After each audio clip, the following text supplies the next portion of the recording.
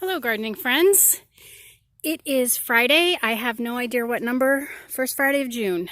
And I worked on a project today. I actually finished the project today, so I wanted to document it, and I thought I would bring you along for the ride.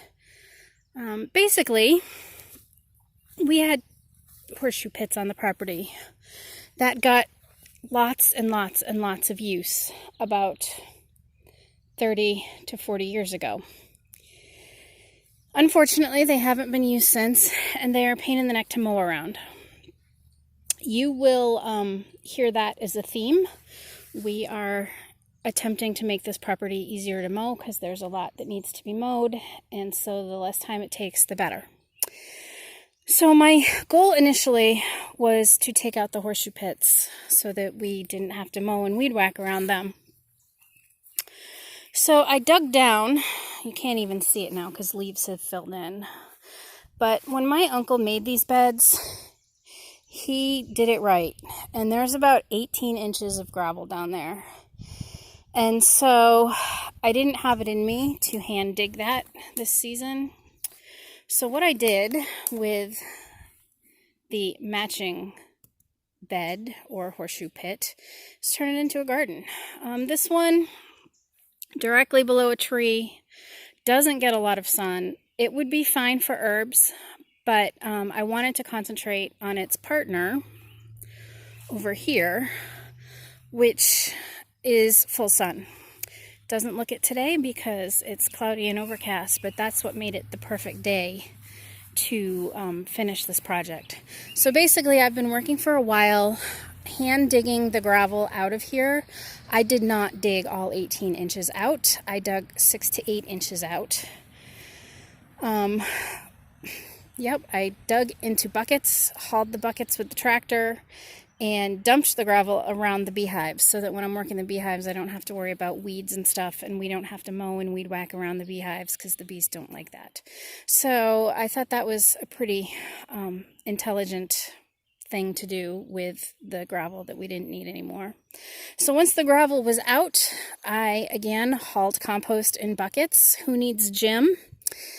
And filled the bed mostly with compost. I wanted to leave some room because I knew I would be mulching it. So today I got it planted up, and I want to take you on a tour and show you what we've got. Across the front here, these are jalapenos. I have more jalapenos in the regular garden. These were extras, and I didn't know what to do with them, didn't want to throw them away, so planted them here. This little guy right there is a Peperoncini, as is that big one right there. And this final pepper is a Czech black. Again, I have more of those in the regular garden. These were just extras. I don't know how these plants are going to do because there's only 6 to 8 inches of compost, and then it's gravel. So it's a big experiment. You will hear that as well. I figured anything in here that grows and any harvest we get is a bonus.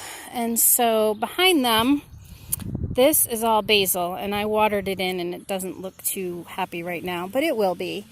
All sweet basil that I grew from seed.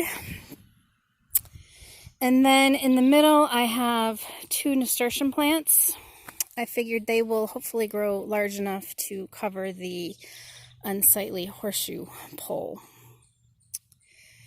And then I made a trellis out of branches from our burn pile. And around each of the bases, I planted Kentucky Wonder beans.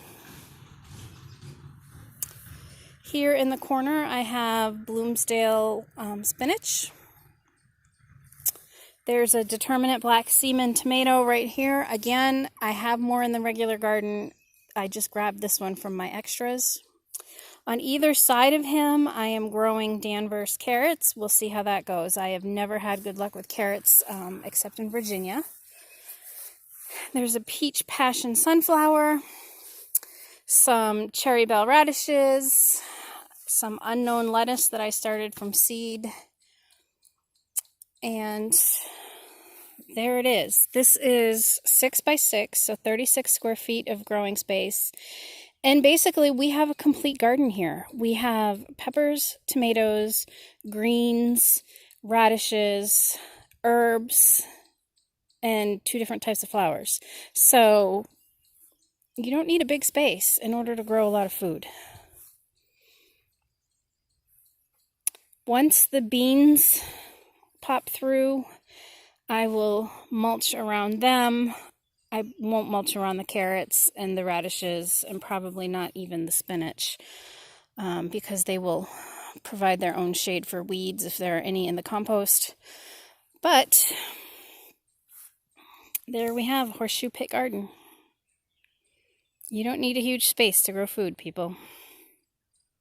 All right, we'll be updating you throughout the summer as to how this goes. Wish me luck.